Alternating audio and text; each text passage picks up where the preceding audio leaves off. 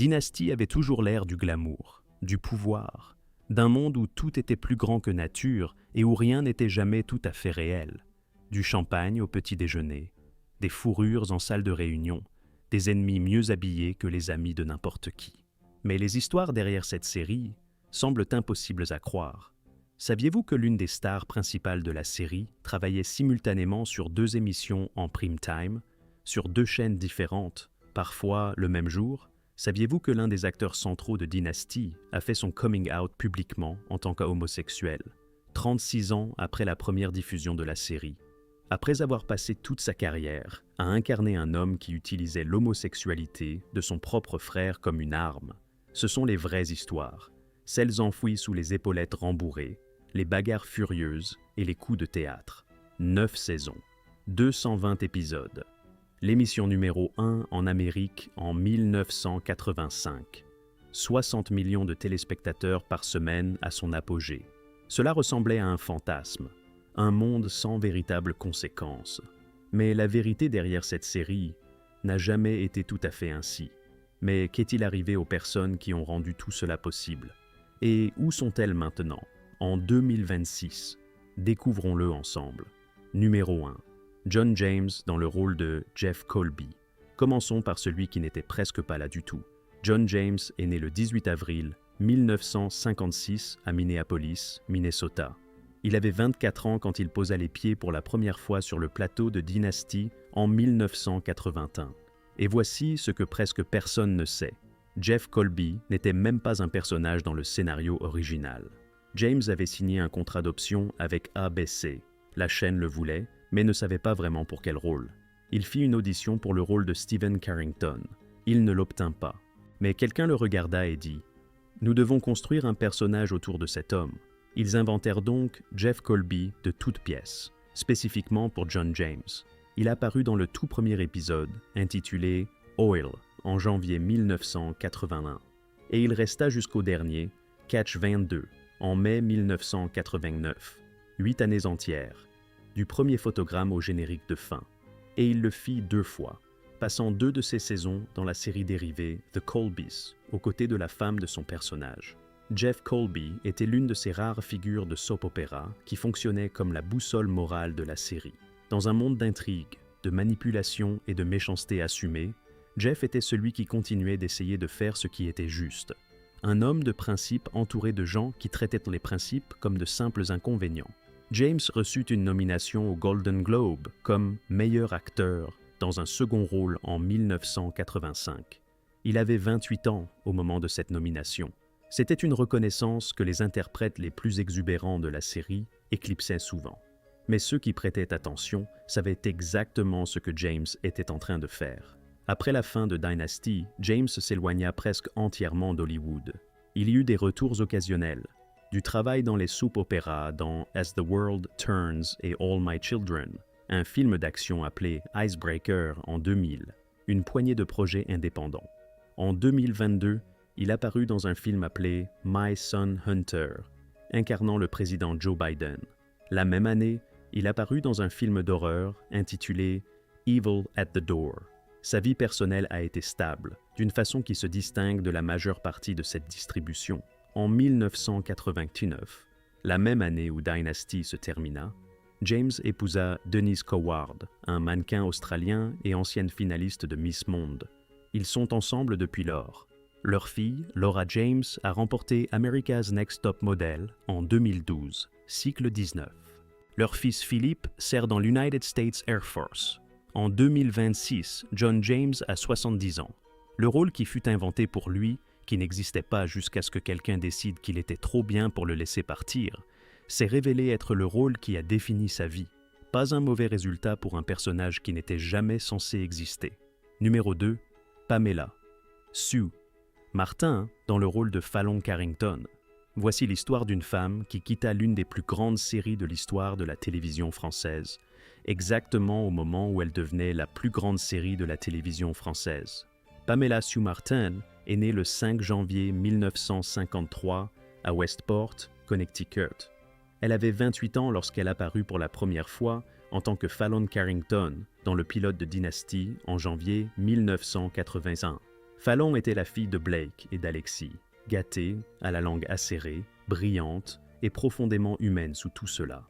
Martin l'interpréta pendant 4 saisons et 88 épisodes, remportant un Bambi Award pour le rôle en 1984.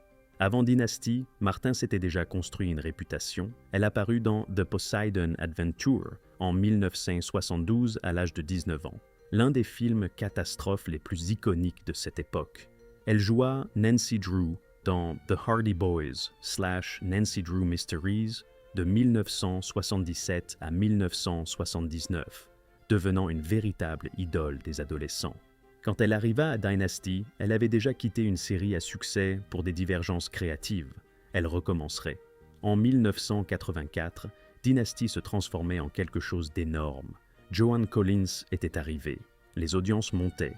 La mode, le spectacle, le moment culturel, tout s'accélérait. Et Pamela Sue Martin regarda où la série se dirigeait et décida qu'elle ne voulait pas en faire partie. Elle sentait que l'écriture avait perdu quelque chose, que Fallon avait été réduite d'un personnage à plusieurs niveaux à une victime récurrente. Elle partit volontairement, à la fin de la 4e saison, juste avant que Dynasty ne devienne l'émission numéro 1 du pays. Le personnage fut écarté de l'intrigue comme disparu, présumé mort dans un accident d'avion, puis recasté avec l'actrice britannique Emma Sams. Ce qui suivit ne fut pas la carrière cinématographique que Martin avait espérée. Elle tourna un autre film, Torchlight, en 1984, qu'elle coécrivit et coproduisit également. Ce ne fut pas un succès. Elle s'éloigna d'Hollywood, elle s'installa en Idaho. Elle éleva son fils Nicholas avec son 3e mari, Bruce Allen, qui fut aussi le dernier. Elle devint directrice artistique de l'Interplanetary Theatre Group à Sun Valley. Elle peignit, elle fit de l'équitation, elle dirigea des productions locales. Elle partagea son temps entre l'Idaho et le Mexique. En 2019, elle fit un bref retour à l'écran dans le pilote du reboot de Nancy Drew. Non pas dans le rôle de Nancy Drew, mais en tant que personnage nommé Harriet Grosset. Un caméo discret, une petite reconnaissance d'un monde qu'elle avait laissé derrière elle. En 2026, Pamela Sue Martin a 73 ans. Elle est restée absente de la télévision professionnelle pendant près de 30 ans. Et selon toutes les sources, elle est entièrement en paix avec cela. Elle était Fallon Carrington. Elle était celle qui partait quand tout le monde courait vers les projecteurs.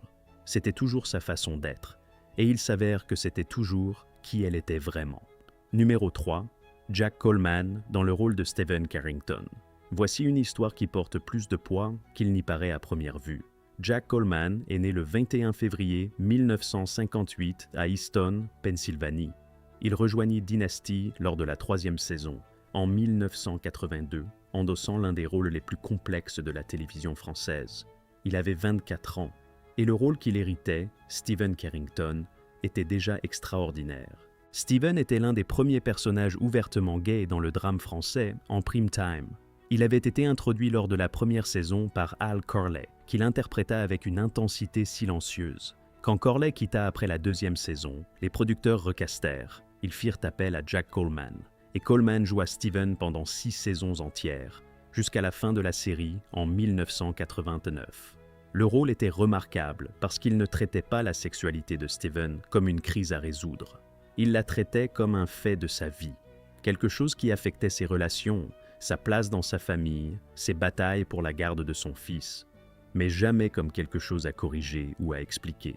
Dans un paysage télévisuel qui faisait pour l'essentiel semblant que les hommes gays n'existaient pas, Stephen Carrington existait, et Coleman le rendit pleinement humain.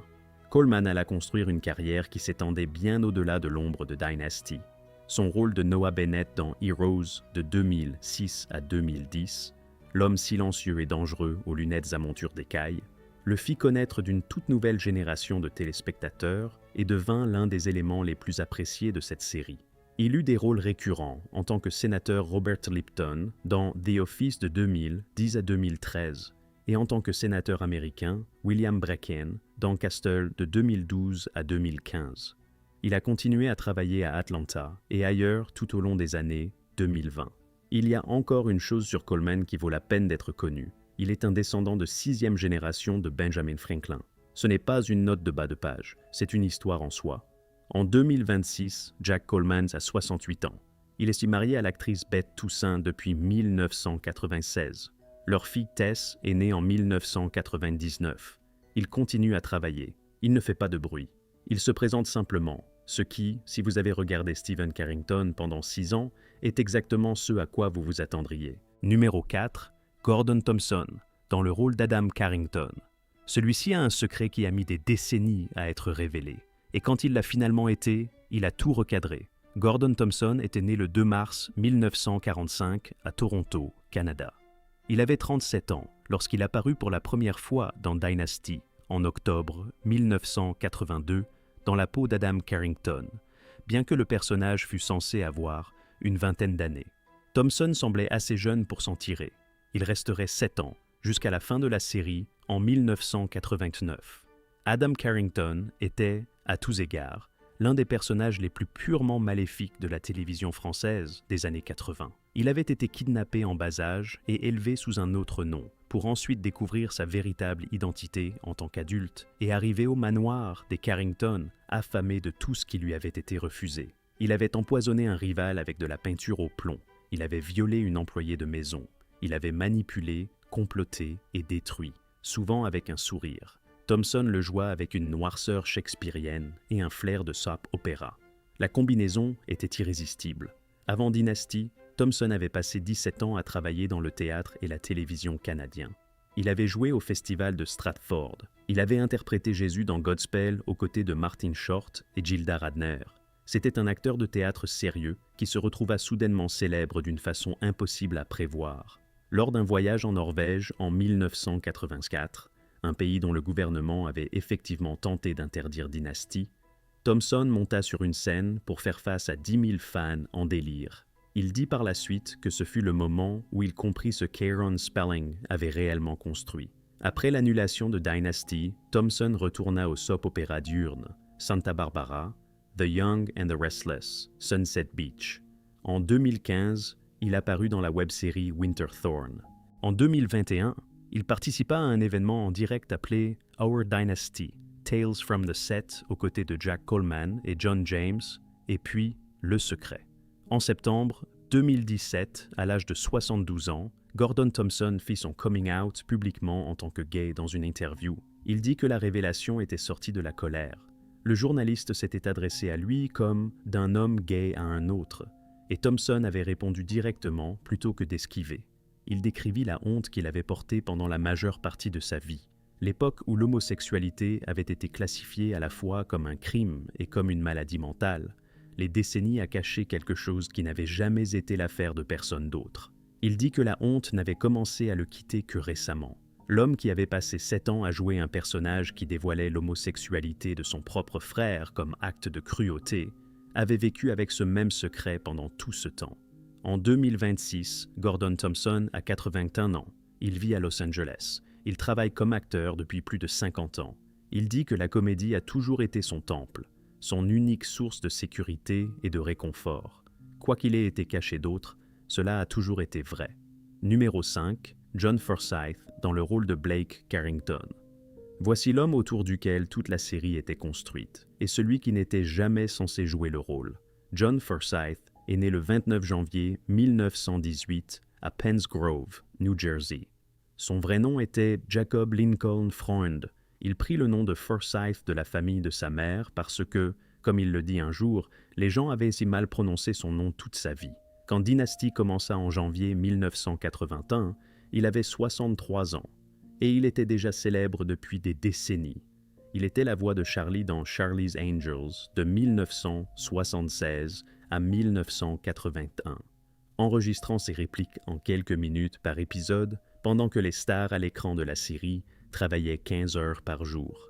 Il était le protagoniste de Bachelor Father à la fin des années 50. Il avait joué dans des films d'Alfred Hitchcock.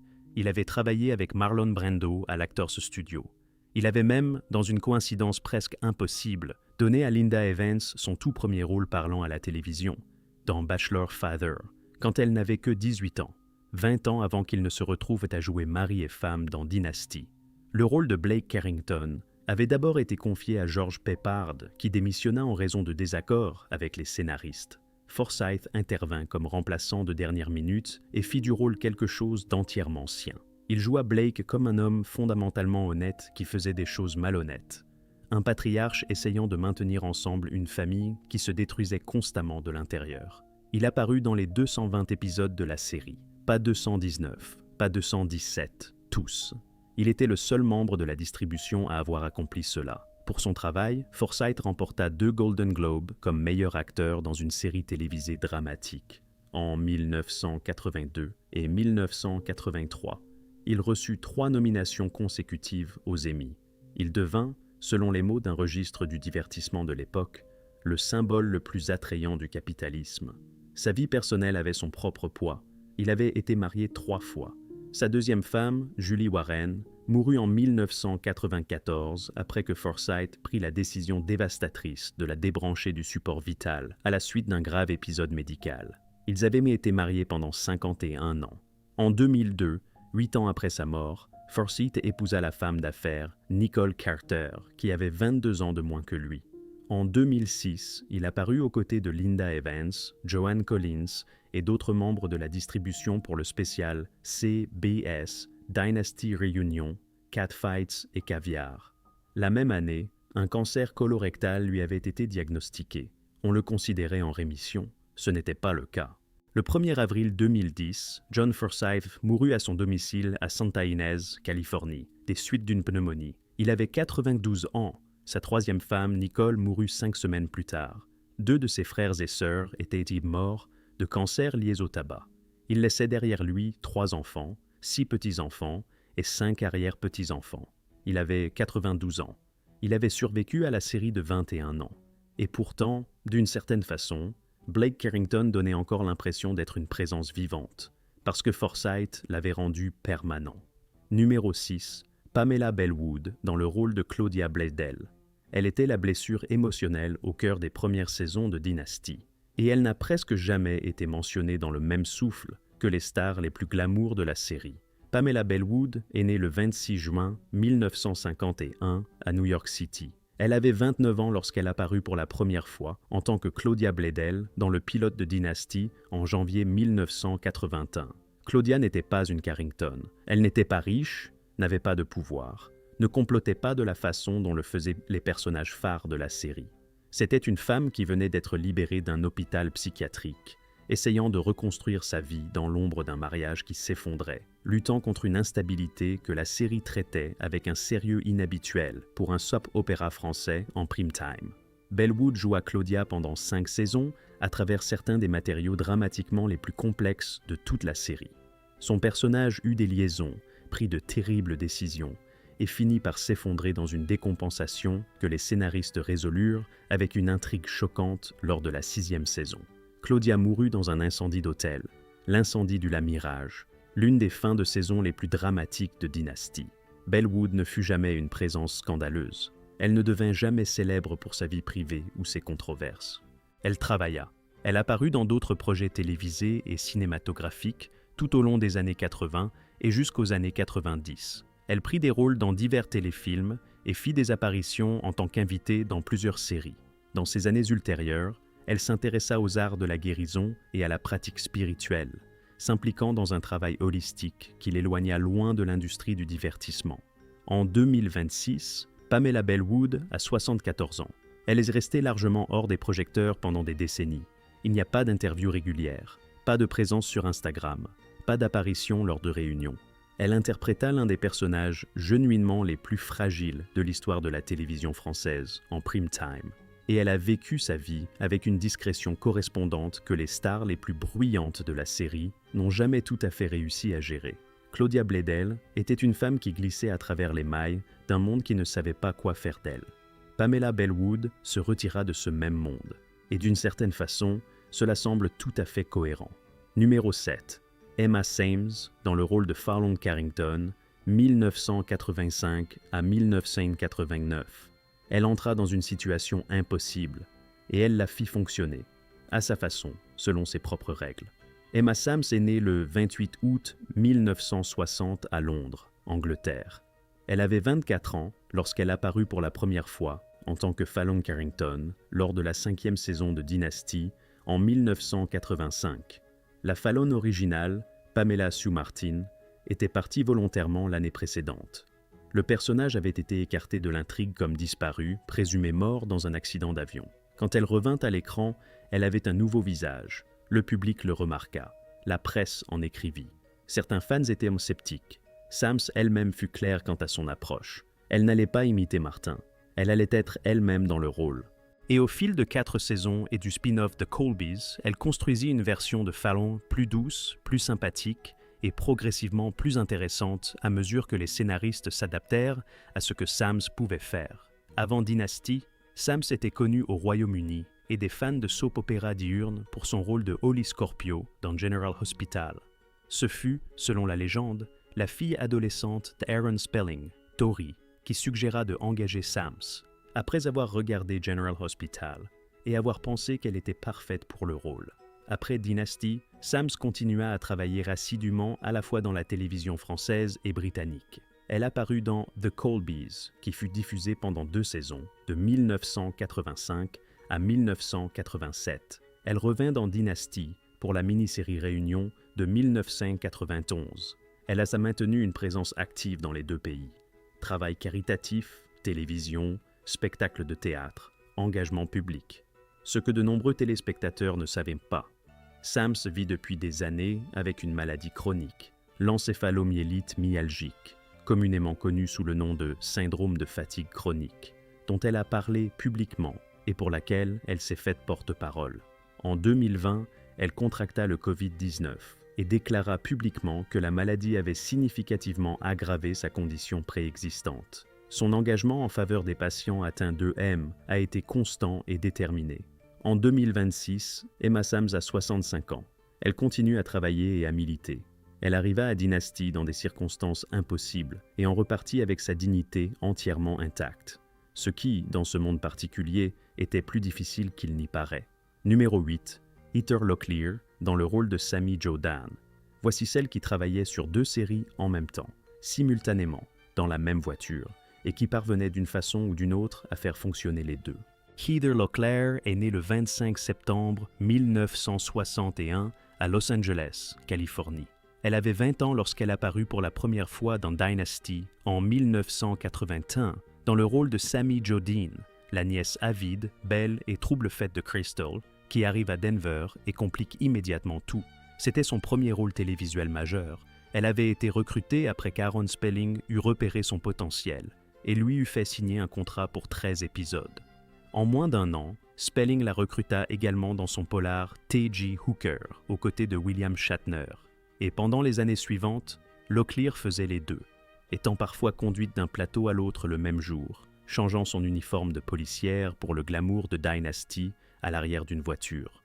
Elle était, selon son propre récit, la seule actrice travaillant régulièrement sur 2 émissions en prime time en même temps. Quand T.J. Hooker fut annulé en 1986, elle devint membre à plein temps du casting de Dynasty, jusqu'à la fin de la série en 1989.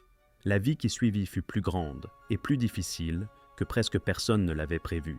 En 1993, elle rejoignit Melrose Place dans le rôle d'Amanda Woodward, la directrice publicitaire sans scrupules qui devint la force dominante de la série, et lui valut 4 nominations consécutives aux Golden Globes. Elle avait 31 ans quand ce rôle commença.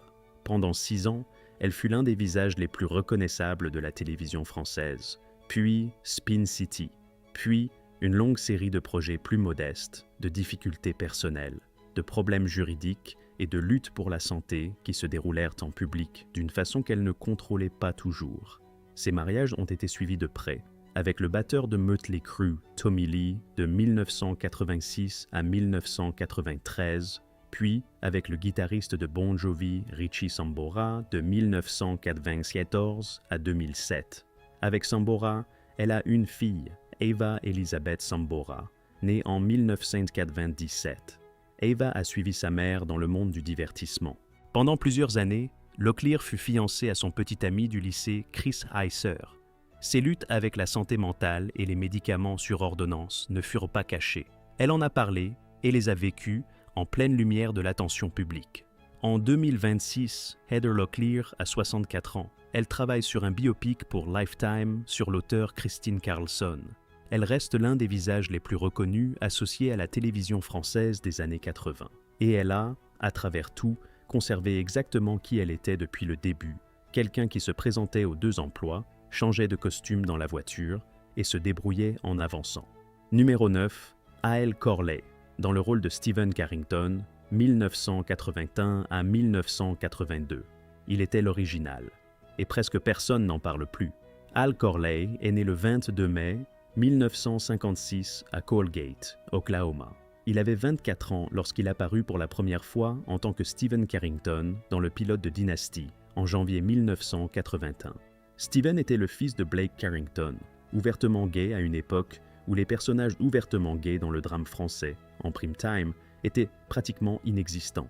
Corley le joua pendant 2 saisons, avec une intensité silencieuse et solide, qui traitait l'identité de Stephen comme faisant simplement partie de ce qu'il était, sans excuse ni explication. Le rôle était véritablement révolutionnaire. C'était 1981. Dynasty était l'une des séries les plus regardées du pays. Et là se trouvait Stephen Carrington, vivant sa vie à l'écran sans que la série ne traite son existence comme un problème à résoudre. Corley quitta Dynasty après la 2e saison. L'histoire officielle évoque un désaccord sur la direction du personnage et une intrigue impliquant un accident défigurant le visage, que Corley trouva difficile à gérer. Son remplaçant, Jack Coleman, joua un Stephen visuellement altéré, expliqué par l'accident, et continua le rôle pendant 6 années supplémentaires. Quand Dynasty, The Reunion fut diffusée en 1991, Coleman n'était pas disponible, et Corley revint pour la mini-série. Après Dynasty, Corley poursuivit une carrière musicale en Europe avec un succès considérable. Il s'installa en Europe, principalement en France et en Allemagne, et devint un artiste discographique reconnu, en particulier dans les genres dance et électronique. Il sortit des albums tout au long des années 80 et 90, collabora avec des artistes et producteurs européens et construisit une carrière qui, tout en étant invisible pour la plupart du public français, était genuinement substantielle sur les marchés européens. Il continua également à jouer dans des productions cinématographiques et télévisées européennes. Il apparut dans le spécial Dynasty Reunion, Catfights et Caviar sur CBS en 2006. En 2026, Al Corley a 69 ans. Il a partagé sa vie entre 2 mondes, le paysage télévisuel français qui le rendit brièvement célèbre, et la scène musicale européenne qui lui donna une seconde carrière, et a fait les 2 à sa façon. Il était le premier Stephen Carrington, et il a rendu possible l'existence du second. Numéro 10, Linda Evans, dans le rôle de Christelle Carrington. Elle était la lumière au centre de tout, la femme bonne dans un monde qui fonctionnait à coups d'intrigue et de trahison. Et en 2026, elle se trouve exactement là où elle a toujours dit qu'elle finirait, quelque part de tranquille, de réel, loin de Denver, Colorado. Linda Evans est née le 18 novembre 1942 à Hartford, Connecticut, bien qu'elle se soit installée à North Hollywood quand elle avait 6 mois, ce qui signifie que la Californie est le seul endroit qu'elle ait jamais vraiment connu. Elle avait 38 ans lorsqu'elle apparut pour la première fois en tant que Crystal Jennings Carrington dans le pilote de Dynasty en janvier 1981. Crystal était la nouvelle femme de Blake Carrington, son ancienne secrétaire, une femme de chaleur et d'honnêteté qui essayait de naviguer dans un monde qui n'avait aucun usage pour aucune de ces 2 qualités. Evans était déjà là bien avant Dynasty. Elle avait joué Audra Barclay dans The Big Valley pendant toute la seconde moitié des années 60. Elle avait joué en face de Steve McQueen, elle avait fait des apparitions en tant qu'invitée dans des dizaines de séries. C'était une actrice expérimentée et talentueuse à qui l'on avait néanmoins dit, à plusieurs reprises, qu'elle devenait trop vieille pour les types de rôles qu'Hollywood proposait. Elle avait 38 ans quand elle prouva qu'ils avaient tous tort. Pendant 9 saisons, Evans joua Crystal Carrington d'une façon qui fit que le public s'investit complètement dans un personnage qui, sur le papier, avait bien moins de matériel dramatique avec lequel travailler que l'Alexis de Joan Collins. Elle remporta un Golden Globe comme meilleure actrice dans une série télévisée dramatique en 1982, partageant l'honneur avec Barbara Bel-Jed de Dallas. Elle fut nommée 5 fois consécutives de 1982 à 1986. Elle remporta 5 People's Choice Awards consécutifs. Elle fut nommée pour un Emmy. Sa complicité avec Collins, la rivalité, les bagarres furieuses, la tension qui ne se résolvait jamais tout à fait, devint la dynamique définissante de toute la série. Ce qu'Evans a dit à plusieurs reprises, et ce qui est devenu plus clair au fil des décennies, c'est que la rivalité avec Joan Collins ne fut jamais personnelle. Elles ne se disputèrent pas. Elles étaient parfois en désaccord, mais elles se protégeaient aussi mutuellement. Dans une récente interview, Evans décrivit Collins comme quelqu'un qu'elle aimait vraiment et dit que les bagarres à l'écran, y compris la célèbre bataille dans le bassin au nénuphar, furent parmi les expériences les plus amusantes qu'elle ait jamais eues sur un plateau. Après la fin de Dynasty en 1989, Evans prit une décision qui déconcerta certaines personnes et qui avait un sens parfait pour d'autres. Elle quitta Hollywood et s'installa dans le Nord-Ouest Pacifique. Elle ouvrit une chaîne de centres de remise en forme. Elle écrivit un livre sur la beauté et l'exercice physique. Elle présenta des téléachats. Elle apparut dans la pièce de théâtre Legends. Elle participa à Hell's Kitchen avec le chef étoilé Michelin Marco Pierre White. Elle s'intéressa à G's Night et à la Ramtaz School of Enlightenment à Washington, s'installant finalement sur un domaine de 70 acres près de Rainier, Washington, qu'elle décrivit comme profondément paisible. Elle ne s'est jamais remariée après son divorce de John Derek en 1974. Le mariage qui, selon Evans, définit une période de sa vie où elle arrêtait de travailler chaque fois qu'elle tombait amoureuse. Elle n'a pas d'enfant. Elle a dit, sans regret apparent, avoir trouvé l'épanouissement dans son travail et dans son cheminement personnel. Elle revint à l'écran de façon modeste mais touchante dans le film de 2021 Swan Song. Les critiques la louèrent pour cela. En novembre 2025, Evans célébra son 83e anniversaire en publiant une photographie sur Instagram dans un haut à paillettes et une jupe en tulle noire. Elle rayonnait. Elle dit qu'elle était reconnaissante. Elle dit qu'elle aimait sa vie. En 2026, Linda Evans a 83 ans.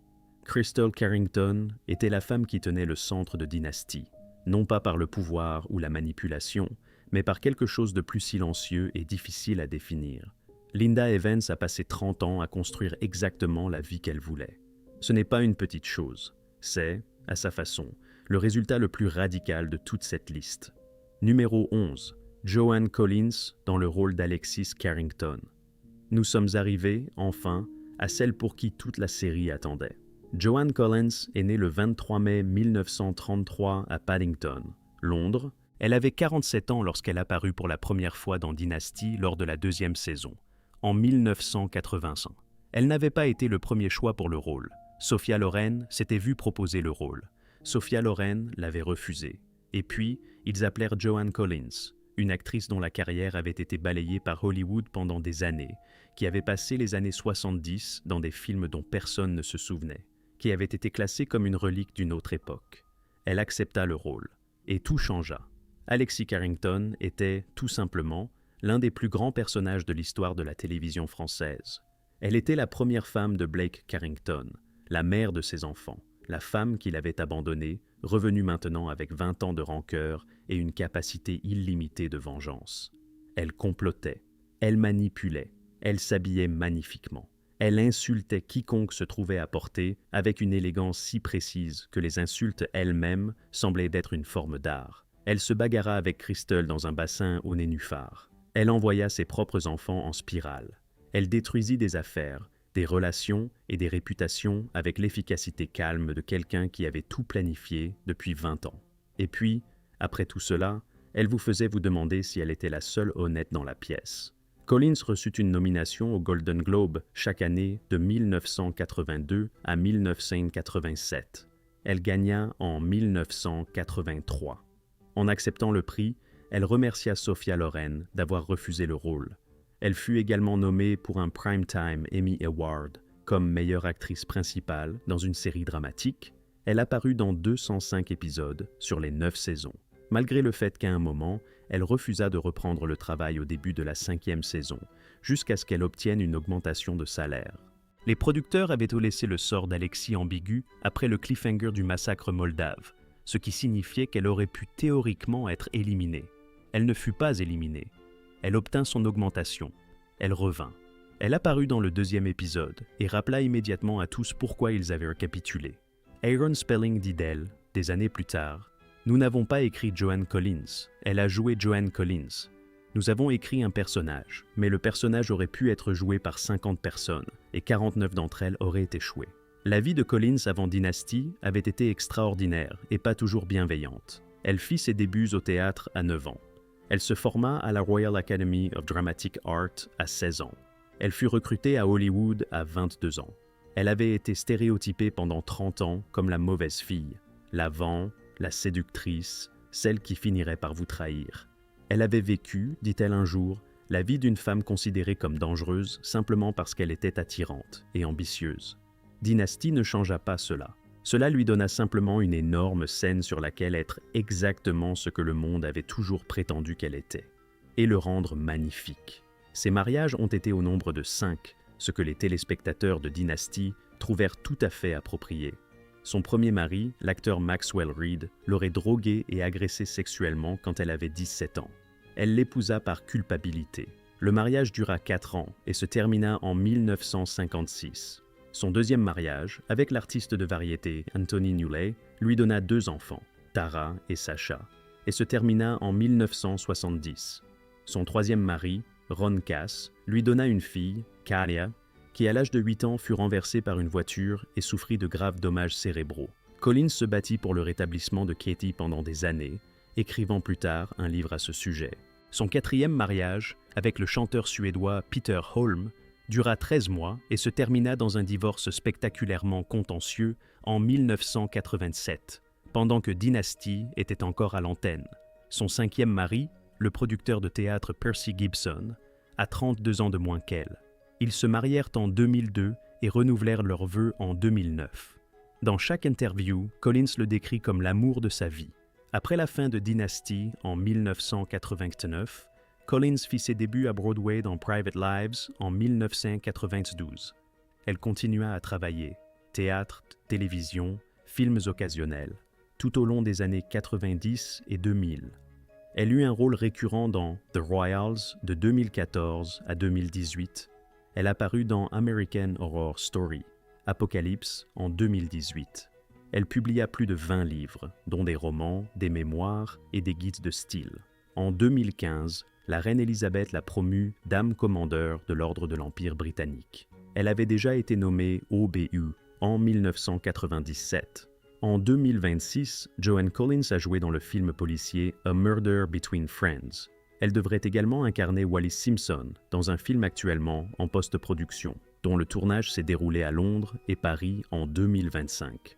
En 2026, Joan Collins a 92 ans, le même âge que John Forsythe quand il mourut. L'homme qui jouait son ex-mari à l'écran, qui lui avait jadis enseigné la comédie quand elle était adolescente à l'Actors Studio, qui était, de son propre aveu, l'un des derniers vrais gentlemen de la profession. Elle a survécu à tous. Elle a survécu à la série, aux scandales, aux liquidations, aux réécritures, aux 4 mariages qui ont échoué, à la fille qui a failli mourir, à Hollywood qui l'avait rayée, et à la chaîne qui lui dit un jour qu'elle ne pouvait pas se permettre de la payer chaque semaine. Alexis Carrington était censé apparaître dans quelques épisodes. Joan Collins apparaît dans des choses depuis 75 ans, et elle n'a pas encore terminé. Cela n'allait jamais vraiment arriver, n'est-ce pas? Si vous êtes arrivé jusqu'ici, alors vous savez déjà exactement quel type de téléspectateur vous êtes. Celui qui veut la vraie histoire, pas celle de l'affiche. Appuyez sur ce bouton d'abonnement maintenant.